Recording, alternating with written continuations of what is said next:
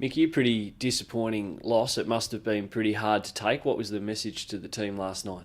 Yeah, it was very hard to take. It was a particularly disappointing loss. Didn't look too much into the second innings. Second innings is really tough batting. 180 is about par in the second innings, but to be 280 all out or 230 all out on day one, that's killed us. Your first innings has to be substantial, it has to be big, and that's where you start putting pressure on India, and we didn't do that. So that for me was the most disappointing thing. And what about looking towards the next test? There's obviously a bit of a break now, but are you forecasting changes? Yeah, look, I think we need to sit down and have a look again at our combinations.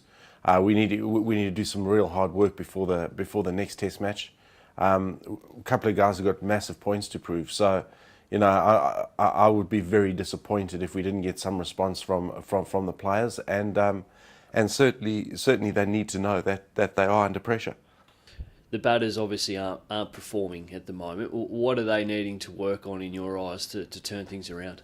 I think it's very easy to criticise them. That yes, they haven't done the job. They haven't done the job in these conditions, that's something that we just need to put into context a little bit. Is that only four of the squad have played in India, and I'm not sitting here making excuses at all. What I am saying is that it's a very, very difficult place to play.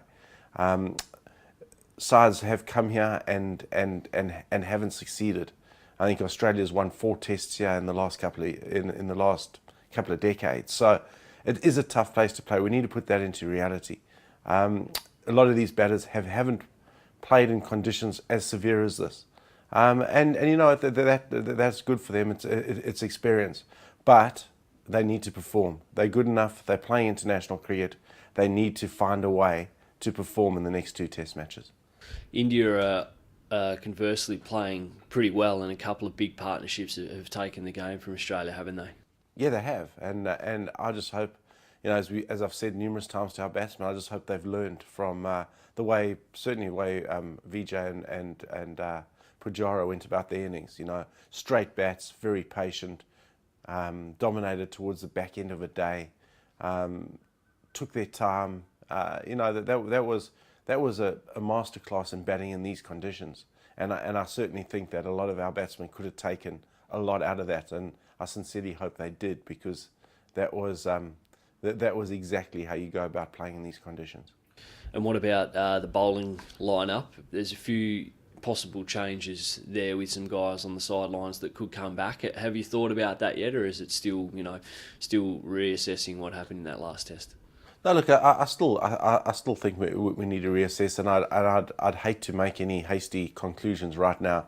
We haven't even got to Mohali yet. We haven't seen what the conditions there, although I don't expect them to be too much different. But we need to see them for ourselves, and then we've got to sit down again and decide which is our best combination to take 20 wickets. Is it our 3 pacemen and 1 spinner?